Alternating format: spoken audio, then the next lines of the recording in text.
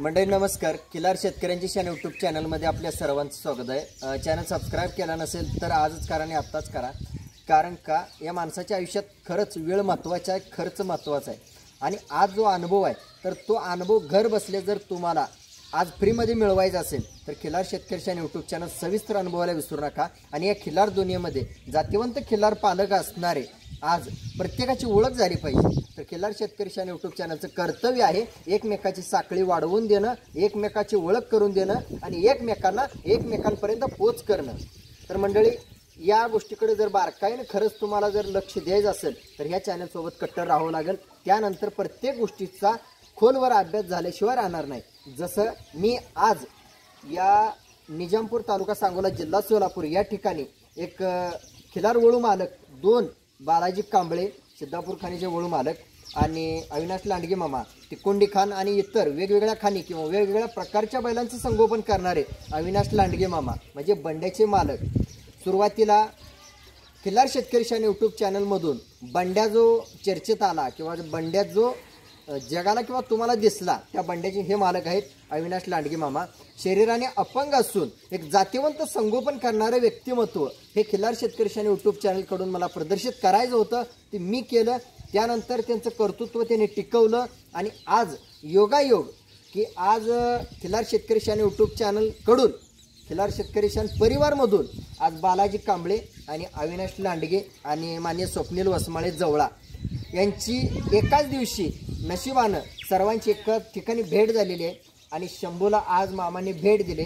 तर आज एक जातिवंत खिलार संगोपन करता म्हणून बालाजी कांबळे सिद्धापूर खाणीतून संगोपन करतात, खज्याचे मालक म्हणून आहेत आता सध्या, आणि पंड्याचे मालक म्हणून जातिवंत बैलाचे मालक वळूचे मालक म्हणून अविनाश लांडगे मामा हंगिरगे या गावचे सरळ पद्धतीनं निर्मळ मनानं स्वच्छ मनानं या ठिकाणी भेट दिलेली आहे. आणि 1-2 मिनटं फक्त त्यांचं एक मत व्यक्त करतोय. मामा नमस्कार. नमस्कार. मामा आपला परिचय मी जो सांगितला तो खरा आहे का?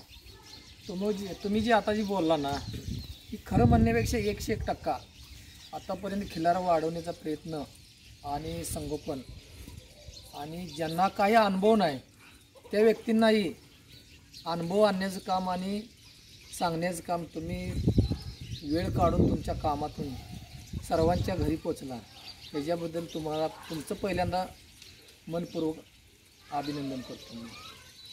कारण आत्तापर्यंत जे चॅनलवाले बरेचसे आहेत पण असे चॅनलवाले आहेत की तात्पुरते थोडीशी माहिती देणारे आणि सांगणारे, पण खिलार ही सर्वात जास्त वाढवायचं आणि खिलार संगोपन करायचं सर्वापेक्षा जास्त वेळ देणारे फक्त तुम्ही राजमर्गे साहेब यांनी पूर्ण महाराष्ट्रात सर्वांच्या घरोघरी जाऊन खिलारसाठी त्यांनी स्वतःच्या परपंचाचा न विचार करता त्यांनी सर्वासाठी वेळ दिला आणि तुम्ही पुढं ती वेळ देणार हे आम्हाला 100% खात्री आहे. जातिवंतपणे मन मोकळेपणाने मामाने प्रतिसाद दिला त्याबद्दल त्यांचं मनापासून मी आभार मानतो मामा. तर आज ज्या ठिकाणी आलात त्या ठिकाणची एक पहिल्यापासून एक छोटीशी ओळख जी तुमच्या डोक्यात होती आणि आजची ओळख काय सांगू शकाल? कारण हा जे सिद्धापूर खाणीचा बैल जो होता ना सुरुवातीला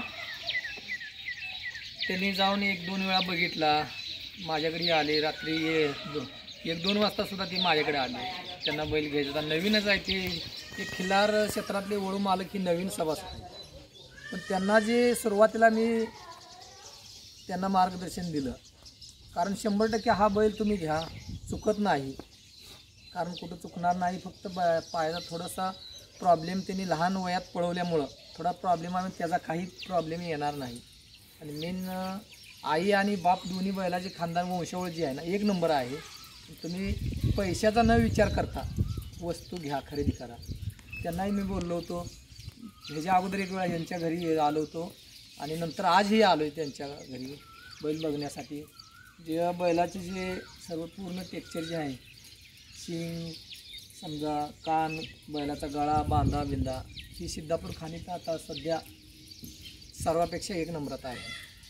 आणि ह्याची वास बघितला होता त्याच्या अगोदर त्यावेळेस दात लावला नव्हता, आणखी लहान होता त्यावेळेस आलो होतो. आणि आता बैल चौसा आहे.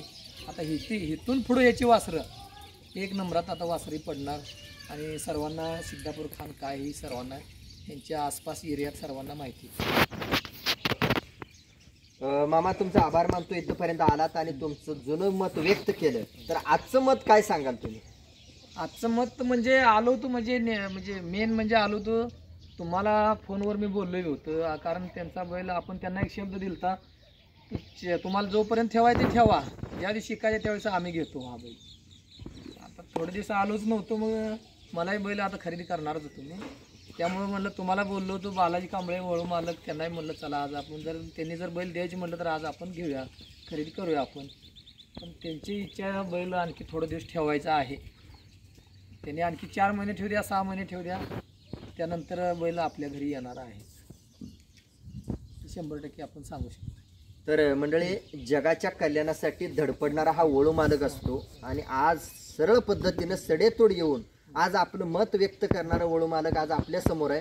तर आज जास्त प्रश्न न विचारता महत्त्वाचे उत्तर ही जगाच्या कल्याणासाठी दिलेले आहेत. मंडळी लक्षात ठेवा. आणि बारकाईनं मी प्रत्येकाला जातीवंत आणि नादखोळा का म्हणतो, तर आज प्रत्येक व्यक्तीकडून मत जे व्यक्त होतं ते जे उत्तर येतं ते बारकाईनं जो ऐकेल किंवा जो कट्टर राहील त्या गोष्टीसोबत, तर त्यानंतरच ती गोष्ट समजणार आहे. तसं मिळालेली उत्तर ही बारकाईनं ऐकत चला.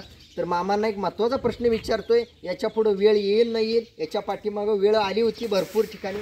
तर मामा, या खिलार दुनियेमध्ये तुम्ही या जगामध्ये किंवा जगाच्या समोर कधीपासून आलात आणि कोणत्या घटनेपासून आलात? काय घटना होती नेमकी? जगाच्या समोर म्हणजे आलो, जो बंड्या बैल जे होता लहान होता माझ्याकडे, नवीनच खोंड पळायचा खोंड घेतला होता मी पळायच्या क्षेत्रातला. तो खोंड घेतला आपण, त्याचं संगोपन चालवलं. थोड्या दिवसानंतर तो गायीवर चालू झाला. ज्यावेळेस गायीवर चालू झाला नंतर थोड्या दिवसापूर्वी खिलार शेतकरी शानचे मालक भारत मामा मुळगे आणि राजसाहेब स्वतः येऊन घरी भेट दिली. आणि नंतर भेट दिल्यानंतर थोड्या दिवसानंतर करसुंडी यात्रेत ज्यावेळेस गेलो आपण, त्यावेळेस त्यांनी ओळख करून सर्व दिली आणि चॅनलवरती बैल आला. सर्वीकडे पुन्हा बाहेर म्हणजे पूर्ण महाराष्ट्रात नंबर गेलं, त्या चॅनलमुळे गेलं नंबर केवळ. कारण बाहेर नंबर जाणं काय माझ्याकडून एवढं शक्य नव्हतं बाहेर नंबर जाणं. पण ह्या खिलार शेतकरी शानच्या चॅनलवरती जी नंबर बाहेर गेलं त्यावेळेपासून पुन्हा सातारा, कराड, इकडं कर्नाटक सर्वांकडे नंबर गेलं. सर्व बाहेरल्या गाया यावं लागल्या आणि अविनाश लांडगेची ओळख अशी करून दिली पूर्ण जगात. आणि माझी एकटीची नसून माझ्या गावाची शान जी वाढवली ती पहिलं खिलार शेतकरी शान चॅनलचे मालक राज मुळगे ह्यांच्यामुळं मी म्हणजे बाहेर सर्वीकडं उजेडातही आलो आणि बैलाकडे गायी लागल्या भरपूर आणि नावही झालं. पहिलं नाव त्यांच्यामुळं माझं नाव झालेलं आहे त्या चॅनलमुळं. आणि महाराष्ट्र कर्नाटकच्या गायी आज बंड्याने मला वाटते जुळून 2 वर्ष झाले, तरी आज कमीत कमी 3-4 गाया लावू शकतो बैल सध्या. आणि त्याचा आकडाही भरपूर, आज जवळजवळ 6,000पर्यंत आकडा गेला आहे. म्हणजे मंडळी मनमोकळेपणाने मत मांडायला सुद्धा दानत लागते. कारण केवळ माझी म्हणजे एवढी बाहेर ओळख झाली नसते ना, ठराविक जेवढ्या गायी येते त्याच एरियामध्ये ओळख झाली असते. पूर्ण महाराष्ट्रात ओळख होणं एवढं सोपं नाही. चॅनलमुळे ते यूट्यूबवर नंबर दिला आणि आज ही लोक त्या यूट्यूबवर सर्च करून नंतरच बाहेरली लोक फोन करून गाया घेऊन येतात त्या चॅनलमुळं. खिलार शेतकरी विस्तार वाढला म्हणजे आज कमीत कमी 1000-1,500 गाई झाली असती बंड्याची माझ्या मोबाईलवरून. पण ह्या चॅनलमुळं जवळ 6,000 आकडा व्हायचं एवढं सोपं नाही. आणि आतापर्यंत बऱ्याचशा बैलवाल्याने आता झाली पाठीमागे बैल झाली पुढे होती आणि माझ्याकडे आता दुसऱ्या खाणीतली बैल आहे. पण ही आकडा आणि ही रिझल्ट येणं शक्य येणारच नाही असं मला वाटतं. मनमोकळेपणानं मत व्यक्त करतो माणूस, म्हणून मी त्या माणसाला प्रश्न विचारतो. मंडळी, तर सिद्धापूर खाणीतून हे स्ट्रक्चर जे आहे, सिद्धापूर खाणीचा एक बैल आपल्याला घ्यायचा म्हणून आज इथं जे आलो ना, खास यायचं कारण म्हणजे काय, तिकोंडी खान झाली, वर सलगरचा खान, त्या भागातला काळा मोरा बैल आहे आपल्याकडं. बंड्या आहे ती इथं इथल्याच म्हणजे खाणीला आपल्यापासून एक 4 किलोमीटरचाच होता. सर्व खाणीची आहेत, फक्त सिद्धापूर खाणीचा एक आपल्याकडे बैल नाही आणि तो घ्यायचा होता. पण हाच घ्यायचा होता, पण ती नवीन ज्यावेळेस त्यांनी विचारलं मला, न त्या बैलाच्या मालकाला माझ्याकडे स्वतः आली, काय करायची, बैल होईल का, पुढं निघेल का, बैल घ्यावं का. आज आपण घेणार होतो, मी स्वतः माझ्या मनात बैल बसलेला होता. पण आज दुसरी माणसं मला विचारतात पर म्हणजे त्यांची माझी ओळख नाही. आज सांगलीतून माणसं आली, आज बाहेरची माणसं बैल घ्यायचं म्हणतात आणि तुम्हाला नको आणि मी घ्यायचं ही म्हणजे स्वतःचं सौरात्र झालं, स्वतःसाठी झालं.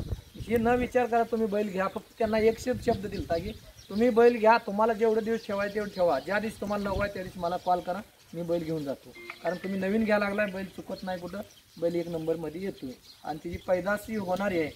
ज्यावेळेस बैल म्हणलं त्यांना त्यावेळेसही सांगितलं मी, बैल ज्यावेळेस चौसा सायदा ते होईल त्यावेळेस त्याची वासरं सगळी उजेडात येणार आणि त्यावेळेस बैलाचं मार्केट वाढणार. कुठल्याही बैलाचं मार्केट कधी वाढतं? सायदातीच्या नंतर वाढतं. त्याच्या अगोदर कुठल्याही बैलाची वासरं 1 नंबरात येत नसतात. आणि काय वळू मालकं काय करतात, दुसरा चौशात वासरं पडत नाही, ती बैलाची म्हणून बैल बदली करतात, विकतात. शेतच मोठी शेतकऱ्याची वळू मालकाची चूक लई मोठी आहे. खरी वासरं जी आहे ना, सायदातीच्या नंतरचीच वासरं बैलाची पूर्ण उजेडात येतात.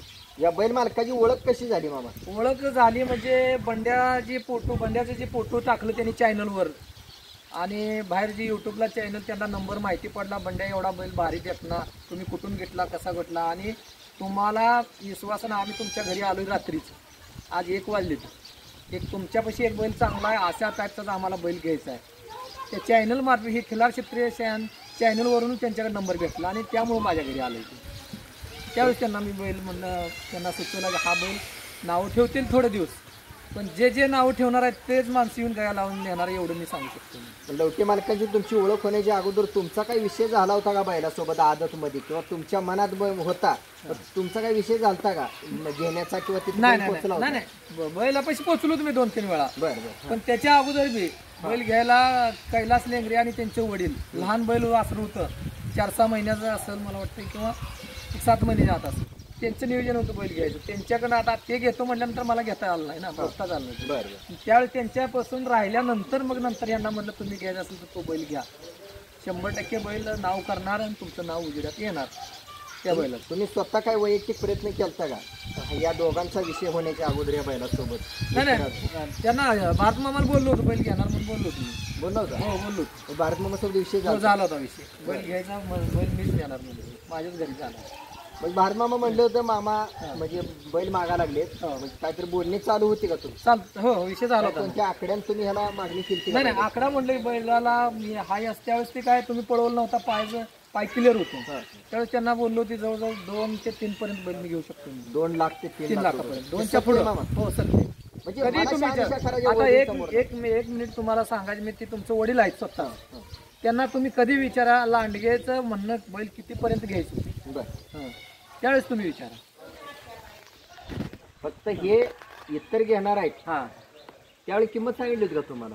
नाही काय बोललं नव्हतं, फक्त तुम्ही तयारी दाखवली. हां एवढ्यापर्यंत बैल घेऊ शकतो मी, माझी इच्छा आहे. त्यानंतर भारत मामा काय म्हणले? बघूया म्हणले त्याच्या वेळेस तर आपण बैठकीला मागं पुढं काहीतरी होईल. तोपर्यंत तुम्हाला इतरांनी बैल घेऊन द्या म्हणून तोपर्यंत ही विषय झाला. नंतर थोड्या दिवसात योगेश महाराज